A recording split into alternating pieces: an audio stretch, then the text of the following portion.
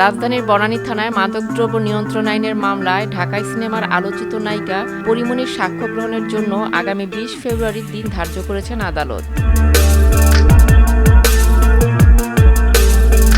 ২০২১ সালের ৪ই আগস্ট অভিযান চালিয়ে পরীমনিকে তার বনানীর বাসা থেকে আটক করে র্যাব।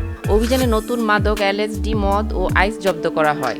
তার ড্রয়িং রুমের কাভার, শোকেস, ডাইনিং রুম, বেডরুমের সাইড টেবিল ও টয়লেট থেকে বিপুল পরিমাণে মদের বোতল জব্দ করা হয়।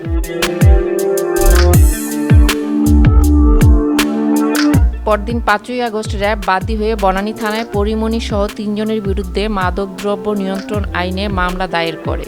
তদন্ত শেষে ২০২১ সালের ৪ই অক্টোবর মামলার সিআইডির পরিদর্শক কাজী মোস্তফা কামাল আদালতে পরীমনি সহ ৩ জনের বিরুদ্ধে অভিযোগপত্র দাখিল করেন।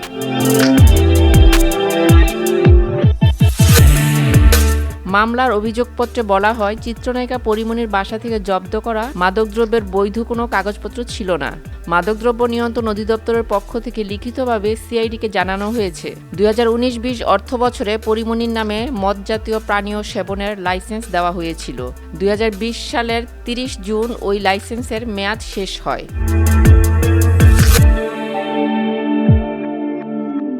পরীমনি বিভিন্ন স্থান থেকে এই মামলার ২ আসামি আশরাফুল ইসলাম ও কবির হোসেনের মাধ্যমে অবৈধ মাদকদ্রব্য সংগ্রহ করে বাসায় রেখেছিলেন। মাদকদ্রব্য রাখার বিষয়ে তিনি কোনো সন্তোষজনক জবাব দিতে পারেননি। পরীমনি তার গাড়িটি মাদকদ্রব্য বহনের কাজে ব্যবহার করতেন।